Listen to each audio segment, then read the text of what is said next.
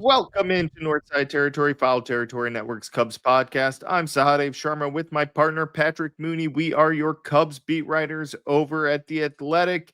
And Patrick, the Cubs are moving on to the NLDS. That was a hell of a game. It was tense till the final out. And the fans were into it from the first pitch. That was a fun environment. We said it before, like these are fun environments to be a part of, and you could tell it was going to be a fun one because from pitch one they were on their feet and getting into it. A 3-pitch strikeout to get the game going, and they were roaring. And then the celebration afterwards. That's it's been a while since we've I guess the clincher to get into the playoffs, but I wasn't there for that one, so it had been a while. It's been a long time since they've celebrated at Wrigley Field. Uh, those are always exciting. It's just kind of the hard work paying off for all these guys, watching them celebrate it, and it's just a good environment to be around. And now they head to Milwaukee, but that was a wild series in the sense that one of those series where it felt like it could have gone either way, and it just kind of like went the Cubs way, and Cubs fans can kind of have a sigh of relief there. I think that added to the celebration. And you and I were, I think we were in the clubhouse before we went back out onto the field, and I think a Cubs person was like did not need that ninth inning, and we were so busy writing all these elements of our takeaways, and then the Brewers preview, and you look up, it's like, whoa, they were one swing away from just absolutely killing the vibes at Wrigley Field, but that didn't happen. So I think that sigh of relief was part of it, and also organizationally within the fan base, I don't want to say Cubs fans were spoiled because they went more than a century without a World Series title, but 15, 16, 17, those NLCS trips, I think the franchise sort of took it for granted. And after waiting several years to get back to a moment like this, you can see the looks on people's faces, the intensity in which they're pouring sparkling wine and beers on each other.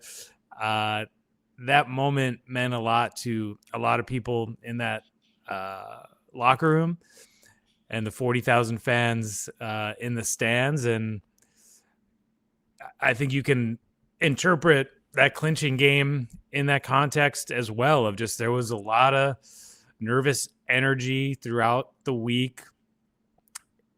And then the Cubs putting pressure on the Padres and getting Yu Darvish on the ropes really allowed the game to play out in almost an ideal scenario for the Cubs. They probably liked a couple more runs.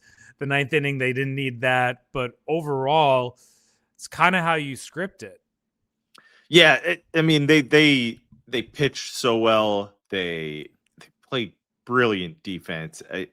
I just cannot emphasize enough how important that was all series. I think it goes unnoticed almost. It didn't go unnoticed. People noticed Dansby Swanson and Nico Horner this series, but you have to understand it. Fewer base runners, fewer pitches, it saves a team. I don't know how different that series is with a lesser defensive shortstop or center fielder or second baseman. It's just a different series. I don't think the Cubs are advancing without their defense. Mike Schultz said it. Mike Schultz said after the game, was a great quote. They don't hand out MVPs for the wild card round, but Dansby Swanson was the Cubs MVP. I think he was 0 for 4 with 3 strikeouts in game 3. It didn't matter. He saved that game in so many different ways. He makes these plays look simple. They're not always spectacular, but he gets the job done. Just really big defense all around, and kind of allowed everything to kind of happen the way Craig Counsell wanted it to, the way Tommy Sahadev hoped it would, so they could execute their pitching plan. I believe Dansby said something along the lines of, "We make outs."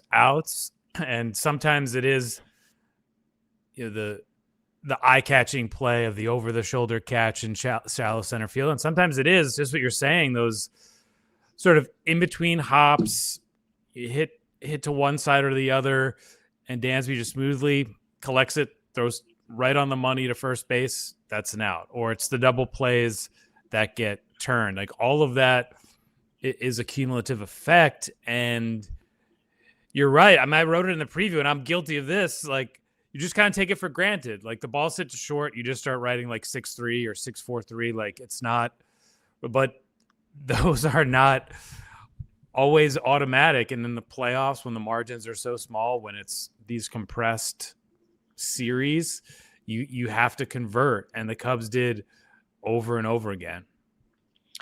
Daniel Palencia was brilliant again. I did not expect him to be unleashed in the way that he was, but his, the minor shoulder issue that it turned out to be was probably a blessing in disguise, in the sense that he got 2 weeks off. He's fresh. He doesn't have to be the closer. He doesn't have to feel like Craig Counsell can do that can remove him from that role without it being like this big issue. And now he's this weapon in the postseason. That's just like, okay, this guy, you add him to what they have with Keller, Kittredge, Pomerantz, and Thielbar. It's a formidable group. And it proved to be just a huge, huge piece of the puzzle for 3 games, and we'll see how they unleash the group in the in the NLDS and beyond, if they make it, because you have to use it slightly differently. It was all set up by Jameson Taillon, who is who we're going to put under the DraftKings player spotlight.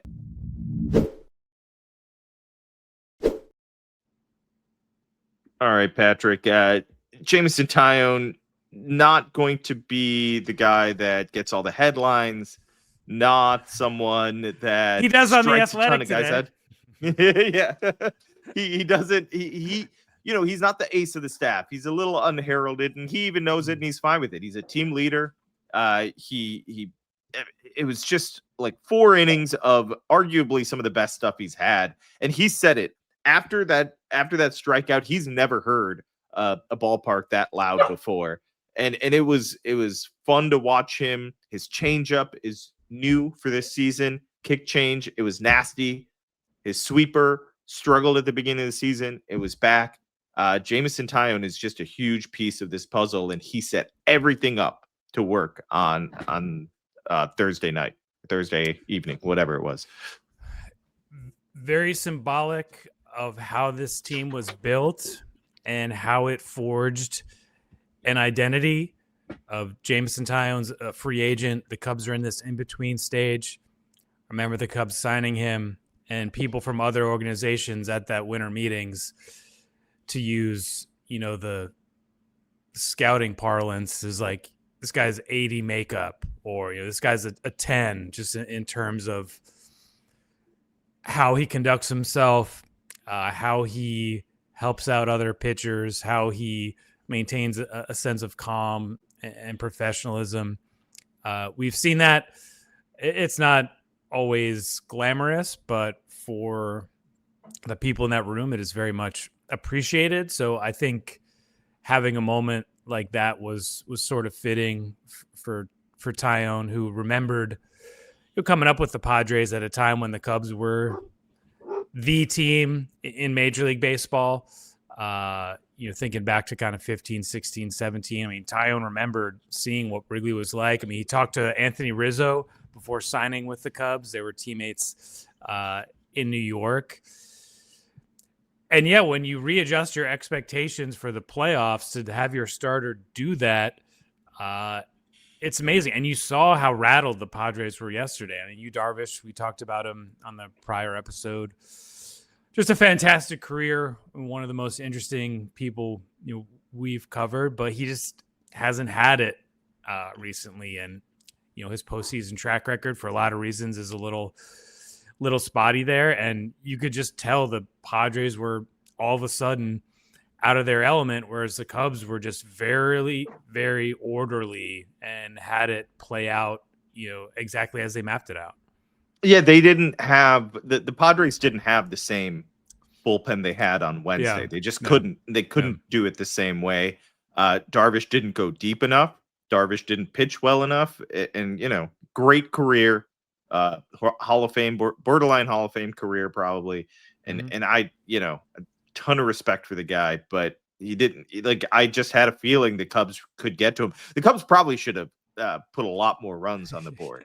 And that's it's part of playoff baseball. It's part of baseball in general. Sometimes the hits aren't going to come in the big situations, but they did a good job on offense. They need to come up with the big hits more often. We can talk about that next segment, but I just I think it's important that we show what talk about what Jameson Taillon did. He's going to be needed for more. Yes. Going forward. All these guys are. It's not going to be 4 innings going forward unless something goes wrong, because this was a different series. Sahadev said it. Counsell said it. You're trying to win 2 games. You do whatever you can. And that lineup kind of set it up perfectly. The lineup construction of the Padres with that pocket of 3 lefties, that's a perfect time. You pull your right-handed starter and go to your lefty that you trust. It's set up well. It worked to perfection. Credit to Counsell, credit to Sahadev, and credit to the pitchers for doing their jobs. I mean, Keller made it interesting there in the 9th. The ump gave him a call. That's part of baseball as well. And at least for now. Yeah, and Kittredge came in and cleaned it up and sent them to the NLDS. It was one of those nights that it maybe not like the Nationals series, maybe not, maybe a touch less intense, but this was a fun one. This was a fun series. Now let's send it over to producer Jeremy for our Northside Territory DraftKings pick. Thanks, Sahadev. For the Northside Territory producer pick, I'm taking the Cubs money line in Game 1. Chicago knocked around Freddie Peralta last time they saw him to the tune of 5 earned runs in 4 innings. Let's ride the hot hand over the rested Brewers. I'll put $100 down at plus 129 on DraftKings. Sahadev and Patrick, back to you. October baseball is here. The pressure's on, the lights are brighter, and with DraftKings Sportsbook, you're right there in the middle of every moonshot moment. DraftKings Sportsbook delivers the intensity of October with player props, live in-game betting, and odds that can change as fast as a ball flying over the fence. New customers bet just $5, and if your bet wins, you'll get paid out $200 in bonus bets instantly. Download the DraftKings Sportsbook app and use code FOUL. That's code FOUL to turn $5 into $200 in bonus bets if your bet wins. In partnership with DraftKings, the crown is yours. Gambling problem? Call 1-800-GAMBLER. In New York, call 877-8-HOPE-NY or text HOPE-NY 467-369. In Connecticut, help is available for problem gambling. Call 888-789-7777 or visit ccpg.org. Please play responsibly. On behalf of Boot Hill Casino and Resort in Kansas, fees may apply in Illinois. 21 and over. Age and eligibility varies by jurisdiction. Void in Ontario. Bet must win to receive reward. Minimum minus 500 odds required. Bonus bets expire 7 days after issuance. For additional terms and responsible gaming resources, see dkng.co/audio. Patrick, 5-game set against the Brewers starts on Saturday in Milwaukee. Is going to be fun. I mean, Cardinals 5-game set in 2015. Am I right? That one was intense. I don't know. This feels a little different. I don't like this rivalry's ramped up right now. The Cubs want, my guess is both teams wanted this in a sense, like want to face each other. Certainly the Cubs wanted this. Yeah. I don't have a great feeling. I still haven't decided what I'm picking here, but it's going to be fun. These are evenly matched teams. The Brewers do it in a way that's not as exciting and maybe not as traditional or as effective in the playoffs because they don't have the sluggers. They don't have guys that hit home runs. So a lot of people are going to be picking against the Brewers. The Cubs have sluggers, but the Brewers and the Cubs do this too. They play great defense. They have a good bullpen. They have really good base running. They have defined characteristics. They look for, this is who this team is. You know who they are. And they're tremendously good. They didn't sneak into the playoffs. They have the best record in baseball. They're a really good team, and they have a chance to make a World Series run. The Cubs don't want that to happen, and I think and then I'm bearing the lead here. Craig Counsell returns to Milwaukee once again, now for the postseason. This is going to be a fun one. I can't wait for that moment when they show Craig's face up on the board and just everyone starts booing. Now, I will imagine. I will say that I'd imagine there'll be a fair amount of Cubs fans there, but still,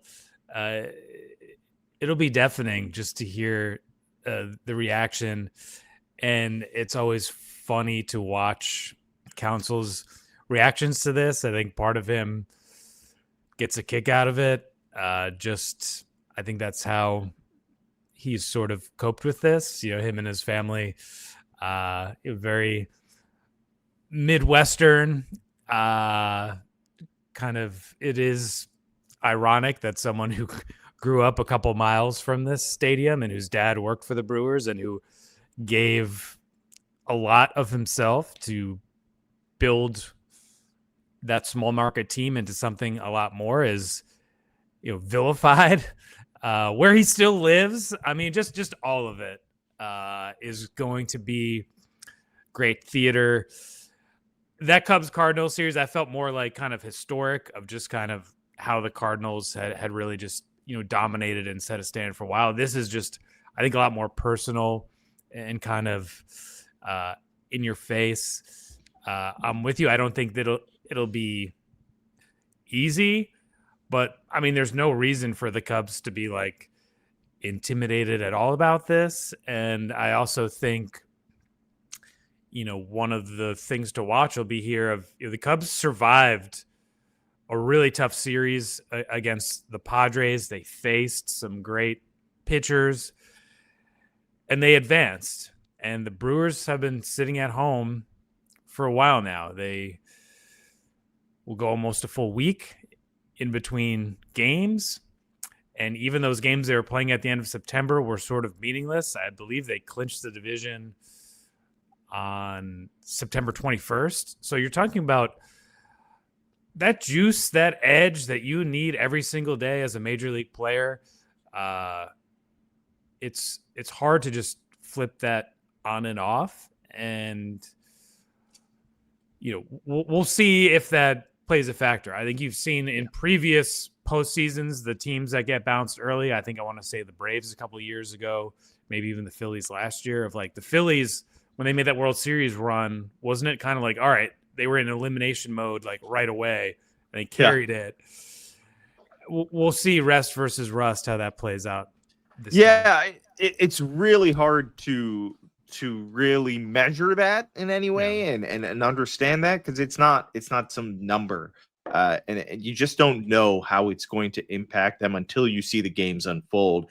And then we're also just projecting.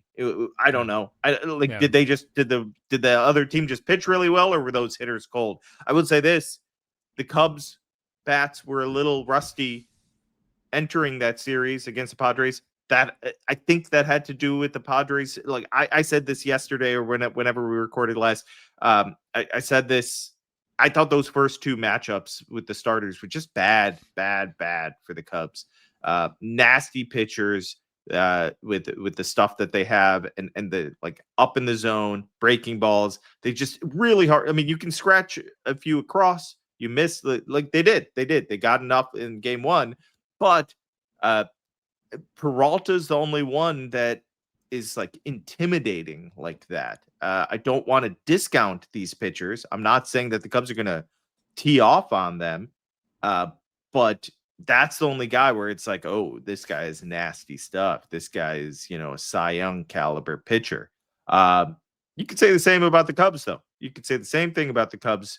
I just think Tucker looked so much better the final few at bats of game 2, and then obviously in game 3, PCA all about confidence with that guy. You get him feeling good, and he had some hard hit balls that what did he end up with? 2 or 3 hits? I think it was forgetting now. 3. Yeah. And even Hap, who was really struggling that series, ended with a nice double there, I believe. There were some good signs for the offense. I think they didn't break out fully with the runs. 13 hits is a big deal in my mind. Michael Busch ended the season on a tear. I think he had really good at bats all series long against the Padres. I was thinking about this on the drive home. I think I'm taking the Cubs in this series. And this is my random prediction. There will be one game that the Cubs score more runs in that game than they did the entirety of the Padres series. So that's six runs. They're going to score. There's going to be a game where they score 7 or more. I think the bats, they're just better matchups. The bullpen is good for the Brewers. Not great like previous years, but there's some good arms in there. Just not as intimidating of starters. And in the playoffs, that matters. And the offense for the Brewers is good. They do a lot of things well. And maybe they get hot at the right time. Baseball is weird. I'm not saying this is going to be a cakewalk, but I think the Cubs come out on top, and I think they score some runs this series. And they have enough pitching. I'm curious who Counsell goes with tomorrow, Saturday. It's probably in my head, I'm leaning Assad, but maybe it's Colin Ray. He's been so good to end the season. And basically Wednesday was like his side session, his bullpen day. Yeah, I mean, Colin Ray, someone who was left off of Milwaukee's postseason roster last year. I'm sure he's similar to Counsell in that he's pretty self-contained, somewhat dry, monotone, but a very sharp observer, whenever you get to talk to him. And I'm sure he would love that opportunity. You're right. I was looking back the game by games. We were there. Cubs did break out with put some big numbers on the board against the Brewers in a couple games. I want to say they outscored the Brewers like 60-56 on the season, but there might have been like 2 games there where they scored 10 runs apiece, something like that. And yeah, I mean, we had a little bit of a taste of this with that 5 games in 4 days at Wrigley when the Brewers just kind of staved off the Cubs and maintained control of the division race. So a lot of familiarity, a lot of tension, and I feel like we're due for one of those wacky games. Like every playoff game can't be 3-1, 3-0, right? No. Something's going to happen, especially in a place like I was about to call it Miller Park, American Family Field. I'm thinking of all those back and forth games we've seen there, always scrambling to rewrite. I think Justin Steele described one of those games as like that game was drunk a couple of years ago. And it was a very apt description. And I'm sure that's what we'll be walking into here this weekend. Yeah, we'll see. I'm curious who Counsell starts. The Brewers are down Brandon Woodruff. Not sure if they don't. I was thinking of another team. I think that's their main injury, their biggest injury, and then we'll get hopefully some sort of update on Cade Horton. I'm guessing he's not coming back. He's not going to come back for Game 5. That's the earliest he can come back.